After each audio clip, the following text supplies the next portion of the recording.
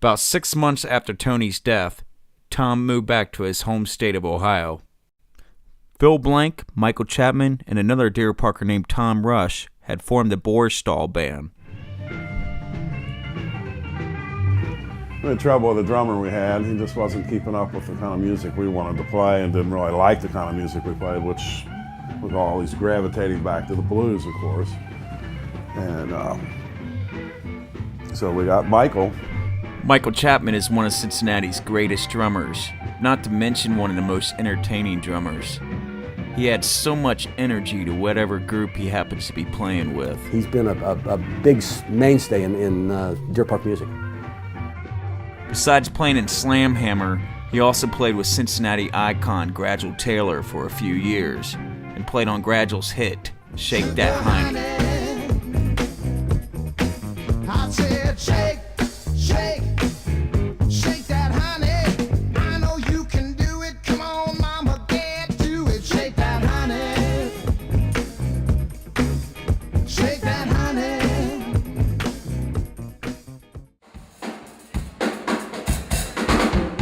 Back here on the drums, Michael Chapman. I'm from Cincinnati, Ohio, from a few-mile radius town called Deer Park, and a lot of great musicians came out of there. My dad's a drummer, great drummer, from a band called Slamhammer that I was around as a little baby. I'd take naps in my dad's bass drum because that's where the pillows were. But I was around their rehearsals and their gigs. Eventually, Tom Rush left the band and was replaced by Alan Van Buskirk. And we started calling it Slamhammer again. And it was that period that I realized how serious Phil was about playing harmonica. Phil was influenced by harp players such as Sonny Boy Williamson, Rice Miller, Paul Butterfield, Little Walter, Junior Wells, and former Deer Parker Tony Perry.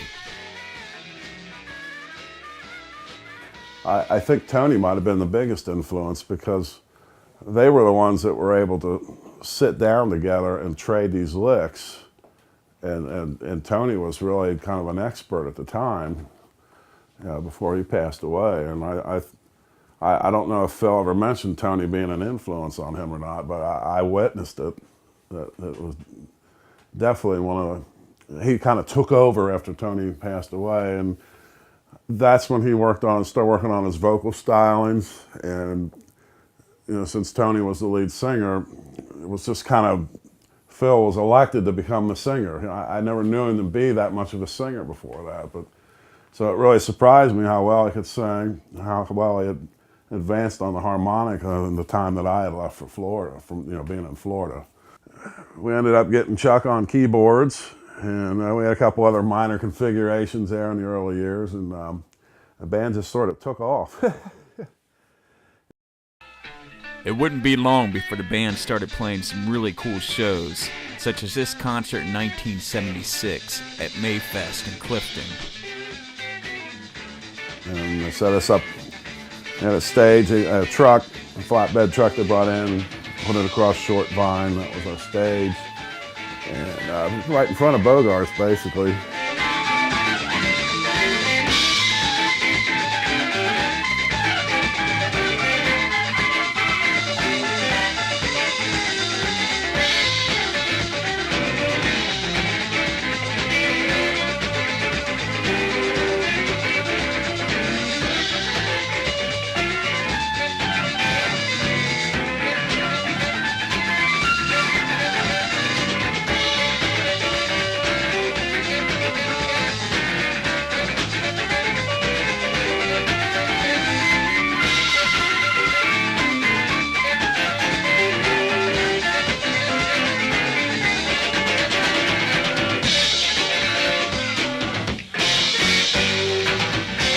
They had a standing gig, it seemed like, for a few years down at Bob's Lounge down in Oakley. I think it was on Brotherton Road maybe.